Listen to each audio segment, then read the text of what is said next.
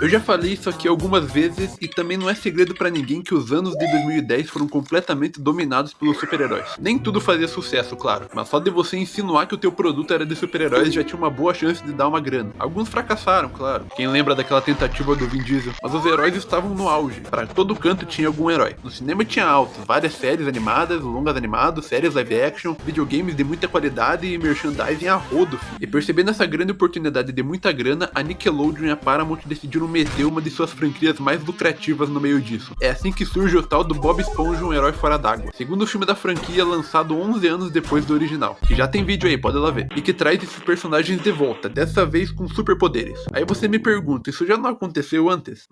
Já aconteceu sim. Mas fazer o que, né? Não é como se Bob Esponja se importasse com cronologia ou algo assim. Aqui é bagunça, filho. Assim como no filme de 2004, esse aqui também começa com uma sequência em live action. Dessa vez na ilha lá que a gente conhece do desenho, só que na verdade ela é bem maior do que parece lá. E a gente acompanha esse pirata aí, que é a porra do Antônio Bandeiras. É, o Zorro e o Gato de Bosta. E ele tá bem louco dentro dessa selva aí atrás desse livro que aparece junto com a logo do filme. E depois de passar por armadilhas mal projetadas pra cacete e de brigar com um esqueleto vivo, ele acaba voltando direto pro barco dele com o tesouro. Então ele decide ler o livro. E esse tal livro conta sobre o próprio Bob Esponja, olha só. Isso já atiça as gaivotas e elas começam a cantar a abertura. Aí ele conta sobre a lore do Bob Esponja e tal, que eu não vou falar aqui, porque se você tá aqui, você conhece essa porra, né? É possível. Então corta pro Plankton fazendo um ataque no Siri Cascudo. E fazendo uma piada de leve sobre armas químicas da Primeira Guerra Mundial. E logo depois tudo vira uma terra de ninguém, com tiro pro céu, trincheiras, tanque de guerra e tudo. Da hora que esse campo de guerra aí é uma terça-feira normal nessa disputa de restaurantes. O Plankton mesmo, além de um avião e de um tanque, puxa logo um mecha gigantão lá. O que faz o Patrick lembrar que ele não recebe o salário do seu siriguejo e só vai embora. E no fim ele não consegue pegar a fórmula porque acabou a gasolina do bichão. E mais uma vez o Verdinho é humilhado. Detalhe é que ele deixa uma moeda de 1 centavo pro siriguejo. E depois revela que o verdadeiro Plankton tava dentro da moeda. Na moral, que o maluco foi gênio mesmo, hein? Só que o Bob vê, o Verdinho se distrai, toca o alarme, tranca o restaurante todo, até mesmo o Lula Molusco, e os dois começam a fazer cabo de guerra com a fórmula. Até que do nada ela some. Ela só desaparece no ar mesmo. Aí o Plankton vai pro interrogatório, mesmo com o Bob Esponja defendendo que não foi ele que sumiu com a parada. E a tortura do mano é fazer o Bob rir e obrigar o Plankton a ouvir, o que é bem maléfico. Aí os clientes começam a fazer revolta porque estão com fome. O Plankton foge e os mano percebem que acabou os hambúrguer, e que não dá pra fazer mais porque o Bob Esponja foi proibido até de decorar a fórmula da parada, mesmo depois de anos reproduzindo o dia inteiro. Mandando um papo pra controlar as massas, o seu siriguejo lidera uma armada contra o balde de lixo pra deitar o Plankton na porrada. Mas antes que a parada fique agressiva demais pra um desenho dessa classificação indicativa, o Bob Esponja mete uma bolha de sabão e sai de lá com o Plankton. E enquanto assistem os dois indo embora, e percebendo que a fórmula secreta tá perdida, o siriguejo começa a afirmar que a sociedade vai colapsar e vai tudo pro apocalipse. E não dá 2 segundos e tudo isso acontece mesmo. E esse é o fim da história do livro do pirata. Só que as gaivotas não estão contentes com esse final não, ó. Arrancando uma página do livro e obrigando o pirata a continuar lendo. Senão vão metralhar ele de merda de pássaro. A página perdida cai no mar. E voltamos pra fenda do biquíni pra ver como tudo colapsou tão rápido. Até o Patrick cedeu ao fim do mundo. Tudo isso em minutos, a parada foi séria. Bob Esponja e Plankton decidem trabalhar junto. E agora presenciam o Patrick vandalizando a própria casa, pra você ver como o mano é esperto. E o Bob pede pro Patrick se juntar à equipe porque ele é um parceiro muito leal. Só pra logo depois a estrela alertar a população inteira que encontrou o foragido. Eles então vão atrás da Sandy e descobrem que a Esquilo enlouqueceu pacas. E não foi nem por causa do apocalipse, foi por causa de que a página do livro caiu na cúpula dela. E na página dizia que a perda da fórmula trazia o fim de tudo. E a bichinha tá louca. Então o próximo candidato da equipe é o Gary, que virou logo foi um líder de uma sociedade pós-apocalíptica formada apenas por caracóis. Então também não tá podendo. Naquela noite os dois apenas podem assistir a cidade inteira indo pra merda de longe. Então rola uma esquetezinha do Plankton entrando na mente do Bob atrás da fórmula, mas não é uma cena que leva a lugar nenhum. Na verdade ela leva só até um musical aleatório que eu tô rodando. O que importa é que agora eles têm a ideia de criar uma máquina do tempo pra impedir essa brincadeira. Simples, né? Coisa boba. Então eles tentam invadir o balde de lixo, que tá dominado por facções do apocalipse, porque eles precisam da Karen pra montar a máquina. Então eles passam pelo Patrick, que tava de guarda, salvam a Karen e só levam a cabeça dela embora. E então vão pra um outro restaurante aleatório que nunca apareceu no desenho e começam a usar o que tem lá pra criar a máquina em uma sequência de trabalho em equipe. Os caras criam uma máquina do tempo como se fosse um sisteminha de Arduino qualquer. E então eles passam por uma montagem cheia de alucinações e percebem que a máquina realmente funciona. E vão parar numa fenda do biquíni totalmente deserta. Isso que eles viajaram só 4 dias no futuro, viu? E mais algumas drogas depois eles vão parar num canto aleatório do espaço e encontram o vigia do universo do Bob Esponja, que é um golfinho que observa tudo no espaço e protege os planetas. Aí ele simplesmente vai dar uma mijada e deixa esses dois palerma cuidando de tudo. E não dá 5 minutos eles fazem Saturno e Júpiter colidirem e foda-se. Nem um pouco catastrófico pro sistema solar. Isso desperta a ira do golfinho, e eles fogem através de mais algumas alucinações da boa. E dessa vez eles finalmente conseguem voltar pro tal momento. Nesse momento a gente tá exatamente na metade do filme. E talvez vocês não tenham percebido ainda, mas pra um filme de super-herói, tá faltando super-herói, né? Vocês não acham não? E enquanto o Bob do presente tenta pegar o Plankton do passado, o Bob do passado fica perguntando se no futuro eles têm barcos voadores e mochilas a jato, sendo que os manos voltaram só um dia no tempo, tá ligado? Aí o Bob pega a fórmula, eles comemoram e mais uma vez o pirata termina a história. Só que ele afirma não ser o fim, então ele invade uma praia com seu barco automotivo de 4 rodas, atropelando tudo no caminho e estacionando perfeitamente na estrada, porque ali ele vai transformar o barco dele na porra de um restaurante, onde ele vai vender o quê? Hambúrguer de siri, olha só. E pra espantar as gaivotas, o Jack Sparrow simplesmente mata uma delas só pra passar uma mensagem. No fundo do mar, Bob Esponja e Plankton retornam a Siri Cascudo com a fórmula, ou quase isso, porque rapidinho é revelado que o que eles pegaram era o jarro falso que o Plankton criou. E nisso o Patrick invade a máquina e vai parar em um momento aleatório da história do universo. E o fela da puta volta com um dinossauro, mano, que por algum motivo é a lata do Lula Molusco. Aí a dupla dinâmica começa a discutir tanto que até o dinossauro para pra ver a confusão. E o Bob perde tantas estribeiras que mistura lixo orgânico com reciclável. O mano não está bem, ele não está bem. Mas logo ele percebe o que tá fazendo e decide fazer logo um discurso pra converter geral pra sociedade organizada novamente e se oferece como sacrifício pra trazer todo mundo de volta, o que é atendido rapidinho. Até o Dino fica interessado. Isso tudo porque a Sandy tá bem louca falando que os deuses do sanduíche tão brabo com eles. Só que na confusão, os malucos começam a sentir cheiro de hambúrguer de Siri, o que leva a esponja a se liberta. E o Siriguejo a revelar que era só tirar essas roupas de apocalipse que eles voltavam ao normal de boa. Com o seu olfato aguçado, o Bob Esponja lidera a população da fenda do biquíni até onde o cheiro de hambúrguer leva. E após caminhadas que passam desde o Titanic até a Lua, eles percebem que a parada tá na superfície, onde eles se recusam a ir porque eles não podem respirar. Então no vácuo do espaço pode, mas fora d'água não. Entendi. Aí os personagens secundários vão embora e deixam o elenco principal trabalhar. Ó o Plankton entrando escondido na missão. Aí acontece um momento de conveniência que não se deve levar a sério. Nós só vamos conseguir ir lá pra cima se alguma fada madrinha aparecer de repente e nos fizer respirar.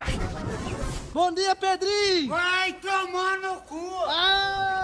Só que agora ele vem agradecer porque o Bob libertou ele da CLT, né? Agora ele é um desempregado livre e vai ajudar os malucos, devorando eles e jogando eles na superfície. E do nada os bichos viram 3D. E ninguém na praia vê esse golfinho voador abrindo um portal triangular no céu, né? Nessa sequência de cenas, Bob Esponja e sua turma passam por diversas peripécias na praia. Peripécias essas que incluem confundir um pé com um ser de 5 cabeças, tomar chute de criança, adquirir uma forte paixão por sorvetes e ingerir uma quantidade bem perigosa de algodão doce. Finalmente eles encontram o pirata. Isso depois de quase serem atropelados algumas vezes e roubarem uma bike também. E essa criança aí reconheceu o Bob Esponja. Quer dizer que o desenho Bob Esponja existe dentro do universo de Bob Esponja? Finalmente eles dão de cara com o pirata. Que estranho é que essa parte da história não existe no livro. Foi porque as gaivotas arrancaram a página que decretava o final, né? E então ele revela que ele tá com a fórmula, porque ele reescreveu a realidade e fez aparecer ali do lado dele. Pensa num livrinho perigoso. E pra demonstrar seus poderes, ele reescreve a existência novamente e bane os manos pra uma pedra aleatória rodeada de pelicanos no meio do mar. Aí o medidor de conveniência explode, porque se você já não gostou da cena do golfinho aparecendo do nada, aqui então a Sandy tira a página arrancada do cu, assim do nada. E mesmo fora do livro, ela ainda funciona. Então o Bob simplesmente pega uma pena de pelicano, escreve umas paradas e os manos são teleportados pra praia de novo com fodendo superpoderes. O que levou o Bob a dar superpoderes pra eles de tamanhos humanos, eu não sei. Ele podia escrever umas coisas mais úteis, né? Tipo, restaurar tudo como era, tirar o livro do David Jones. Tinha maneiras melhores de resolver tudo isso, né? Mas como eu disse, isso aqui é supostamente um filme de super-herói, né? E os poderes incluem tocar clarinete mal pra cacete, invocação de sorvetes, fazer bolhas com a cabeça e ser um robô. Por que ele virou um robô? Tinha nenhum outro superpoder mais útil, não? A Sandy mesmo virou só um esquilo gigante, né? E então começa a perseguição. Um barco com pneus no meio da rua sendo perseguidos por um robô, uma lula montada no esquilo e uma estrela do mar obesa em cima de uma esponja voando com impulso de bolha de sabão. Tudo normal até aqui. Aí chega uma hora que eles conseguem parar o barco, e o livro acaba caindo no fogão e sendo reduzido a cinzas. E a Sandy vira uma metralhadora de amendoim. O Antônio Bandeiras devia estar se divertindo muito fazendo esse filme. Também depois de uma carreira consolidada, o cara só quer se divertir fazendo umas besteiras de vez em quando. Toda essa batalha final, na verdade, é bem qualquer coisa. Mas é divertida, tá ligado? São várias piadinhas sendo contadas o tempo todo, só pra enrolar mesmo. E mesmo assim consegue ser 1000 vezes melhor do que a batalha final do Quarteto Fantástico de 2015. Vou ficar remoendo aquela porra até não sei quando. E pra acabar com tudo aparece o Plankton, que acabou ficando pra trás na ilha lá e se reescreveu como um Hulk fudido. Só faltou treinar a cabecinha, né? Então ele começa um malabarismo com o food truck do maluco, que acaba fugindo, e o Plankton então inunda a cidade com bolhas de sabão pra pegar o maluco de uma vez e recuperar a fórmula. Ele também dá só uma na bunda do pirata e já era pro Antônio Bandeiras. E em um desenvolvimento de personagem notável, o Plankton cabecinha devolve a fórmula. E então o Bob manda geral de volta. Mas pro Lula não ficar triste de perder seus músculos, ele deixa o bicho com um tanquinho ainda. E depois tudo volta ao normal. E até o Plankton tenta roubar tudo de novo. E o filme termina com as gaivotas cantando na abertura do filme. E por algum motivo da lei, o golfinho aparece e começa uma batalha de rap contra ela. O que foi que os roteiristas fumaram aqui, viu? Porque tá potente. Tá, esse filme aqui pode ser muitas coisas, mas não é um filme de super-herói. Ele tem uma sequência de cenas sobre, mas dura, sei lá, 15 minutos. Só que se você for procurar nos pôsteres, trailers e materiais promocionais, você só vai ver referências a essas cenas. Esse filme se vendeu totalmente baseado em 15 minutos dos personagens com superpoderes, e você consegue até imaginar o cenário. Isso aqui foi obviamente, descaradamente, um improviso para tirar dinheiro de um gênero em alta. Não sei se a ideia do filme surgiu a partir do gênero, porque realmente é uma parte bem pequena do filme em uma visão mais aberta. Talvez até tivesse já em produção e então decidiram adicionar essa épica batalha de superpoderes no final para poder vender como um filme de super-heróis. Ou só tiveram a ideia mesmo e improvisaram o resto do filme com animação 2D só porque o 3D com live action ia ficar muito caro. O importante é que funcionou. O filme teve uma bilheteria bem legal, apesar de parecer ter incomodado um pouquinho o público. Provavelmente porque foi todo mundo enganado, né? Mas se você olhar ali do lado, parece que a crítica curte, porque realmente não é um filme ruim não, viu? Não, ele não é melhor do que o filme de 2004. Aquele ainda é muito melhor. Mas esse aqui também não deixa de ser divertido de assistir. Só que também é só isso. Esse filme aqui é divertido e só. São várias esquetes de humor, uma atrás da outra, com algumas ligações que tornam isso um filme. Mas se você parar pra olhar, uma hora eles estão fugindo do apocalipse, outra hora eles estão viajando no tempo, depois viram super-heróis. Isso aqui é uma bagunça, cara. O filme não tem nem sequer um tema central, o que só evidencia que foi totalmente pela grana. O original também não tem lá uma história muito profunda nem nada, mas tem uma trama fixa a ser seguida, e existe uma mensagem ali e um desenvolvimento de personagem. Aqui, meu irmão, é só bagunça atrás de bagunça. Isso não deixa o filme ruim necessariamente, só mais fraco. Eu vou ter que dizer também, mesmo que ser divertido seja o maior ponto positivo desse filme, ele ainda é bem menos divertido do que o primeiro, tá? Simplesmente porque esse não tem tanta graça. O filme de 2004 tem bem mais piadas legais e engraçadas. Esse aqui já tem só uma ou outra, mas nada que vai te impressionar muito além da alusão à guerra no começo do filme. Não é um filme ruim não, ele é bem legal, mas claro, tá bem abaixo do clássico de 2004. E depois desse aqui foi onde começou a desenrolar pra todos os lados. Hoje em dia a gente tem filme do Plankton até, filme da Sandy, um terceiro filme do Bob Esponja, que acabou saindo na Netflix ao invés dos cinemas, e um novo filme que tá sendo feito agora pros cinemas novamente. Bom, não tem muito o que eu ficar falando sobre esse filme não, ele é legalzinho, e é isso. Vou terminar o vídeo falando que na minha infância eu tinha medo pra cacete daquele episódio do Gorila Live Action, que me cagava pra caralho.